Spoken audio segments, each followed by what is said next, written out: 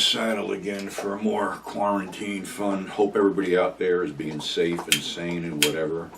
I'm trying to stay, well, I can't say I'm staying sane, but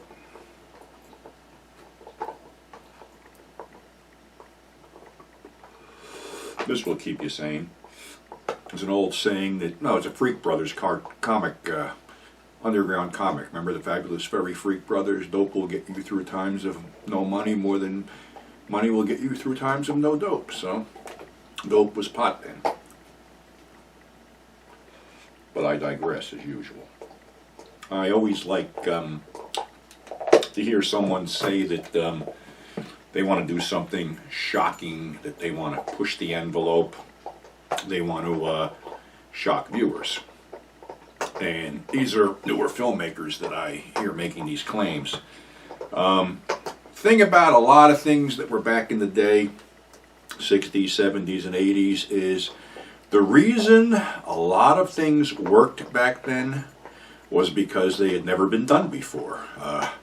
Simple example was the cannibal films. Not that they were anything great or anything like that, but somebody tried to do a homage, remake, revision of, I guess, Cannibal Holocaust, and didn't work too well out in the multiplexes. The reason the cannibal films and a lot of other genre films worked was because, like I say, they had never been done before. Which takes us into the late 60s, early 70s, where things were really, really Wild West as far as explicit films, Secks-ploitation films, and other films. And the film I'm going to bring to your attention has 2 DVD releases. My daughter wants to see them. She's already seen them when I watched them. It's called Invitation to Ruin. One put out by Something Weird Video, one put out by Alpha Blue Archives. The thing is, this was shot in 1968, mistakenly attributed to Bob Cressy, who didn't do it. This was actually done by a bar owner who wanted to get into the business. And it was originally released in 1968, minus any hardcore stuff. Then, 7 years later, it was reshot, re-edited, retooled, and released as The Invitation. And the fucked up part was it's a genuine mutation of what it was, because the lead actor, 7 years later, is heavier, paunchier, puffier. Some of the plot doesn't make a lot of sense, but let me give you what plot that there is.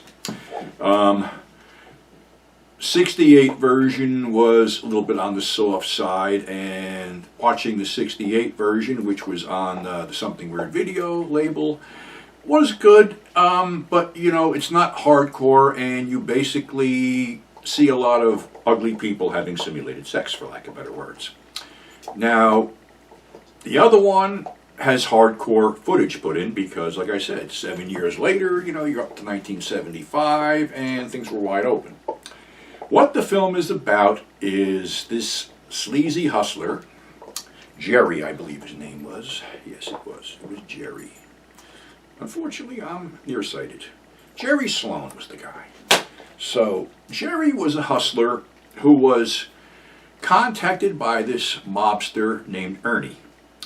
The guy who played Ernie honestly projects a genuine sense of menace on the screen. What this whole thing is, it's a white slave operation that basically doesn't shy away from the camera. Jerry is given a list of girls that have, quote, no relatives, no attachments, no nothing. Of course, they fall for the sleazy bastard. He tells them he's got to go out of town and he really wants her to come with him. And then he says one of his associates will pick them up. Well, the associates are just mobsters, 2 fat, scar-faced guys who basically pick up the unfortunate woman, take her to a place called Mama Lupo's, where she's broken in using drugs, rape, S&M, B&D, and things like that. The situation is ugly because one girl could not be broken. Her name is Karen. And Mama Lupo is a mute 400-pound fat sadist whose tongue was cut out by a gang of girls that she ratted on in high school. She takes particular delight in torturing Karen by whipping her and torturing her with a lit cigar in a place where lit cigars were never meant to go. And all this is in the 75 version, which does not shy away. It looks like the whip is actually hitting her, and some of the whip marks look real. So the thing was that Jerry goes with his girlfriend to go to dinner and runs into mobster Ernie, who his daughter just came to town. Ernie gets a phone call that, he has to go take care of some mob business, and sticks his daughter with Jerry. And of course, the other girl, pissed off, leaves. Well, the unfortunate thing is that Ernie is a pretty fucking nutty person, sadistic person, whatever, and didn't like the idea that he just told Jerry to take her out and show her a good time, not to bring her back at 3 o'clock in the morning. He forbids Jerry ever to see her and forbids his daughter ever to see Jerry, vice versa. But true love can't be denied. Actually, it can be denied in this case because Jerry decides to sell his girlfriend to Ernie. And Ernie, the sadist that he is, makes sure that Jerry brings the girl over himself and basically throws it in Jerry's face that Jerry is selling your ass to Ernie. You're downstairs with Mama Lupo, where they show her getting raped by a big fat guy and then getting shot up with drugs. And then Mama waddles into the scene, and thankfully all you see is the dress slip off from the back. And she goes to town on this poor girl. So, all right. These two can't stay away from each other, so they're caught in flagrant delicto, or whatever the fuck it is, and Ernie cuts Jerry's cock off. Castrates him. You see a lot of blood there. Thankfully, we don't see any severed dicks on the floor. So, now we segue into this whole deal where they get Jerry all messed up, and Ernie, like I said, it's a scumbag. Throws his daughter into the whole racket too. Gets her all drugged up and shit. But in the 75 footage, we have some more attractive stars like Desiree West and some other ones you would recognize. Right now, Jerry's girlfriend is dead. She couldn't be broken by Mama Lupo, so her scarred up, mutilated corpse is laying in the corner. Ernie's daughter gets loose, lets the girls loose, and then Mama Lupo gets a taste of revenge. Ernie is stabbed by a drunken Jerry who takes over his operation. And now where the footage gets a little bit more fucked up, because trust me, this is going to be hard to follow. You can watch them both back to back and it's still hard to follow. Seems that Jerry's old girlfriend's sister has now got a job with him and is trying to set him up with the feds.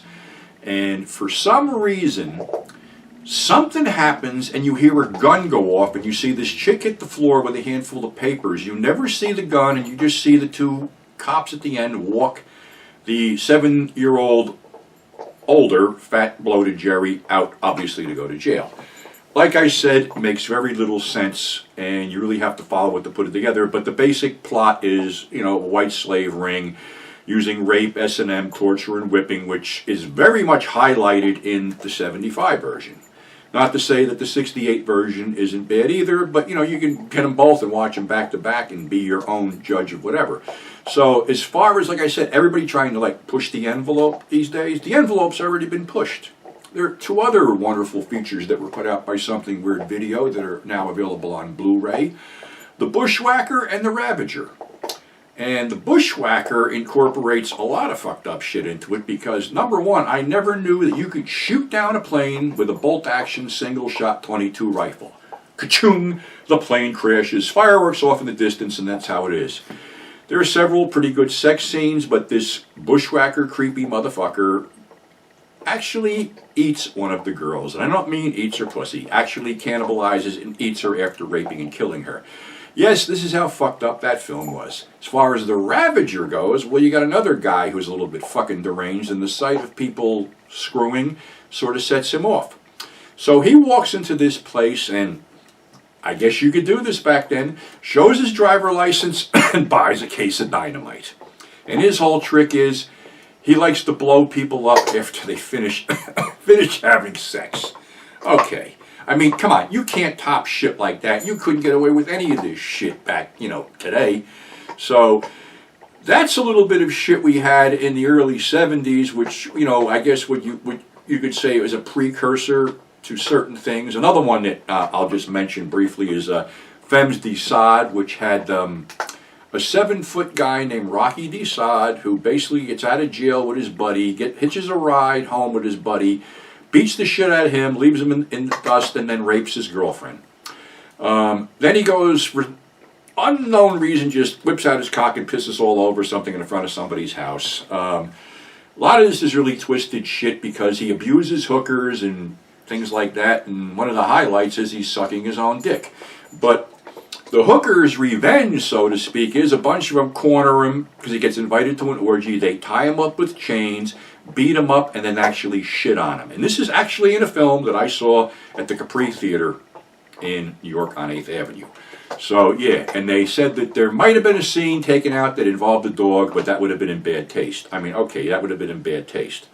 But like I was just trying to say, these films were a precursor to the infamous Avon stuff that was going to come out in the early 80s. And we'll get to that somewhere down the road. So, thanks for watching, thanks for subscribing, and above all, stay safe and well, and we'll see you on the next edition of Grindhouse Purgatory. Of course, Grindhouse Purgatory can be purchased through me or Amazon.com if you want to go through that devil-worshipping corporate scumbag company. So again, thank you, and we'll see you on the flip side.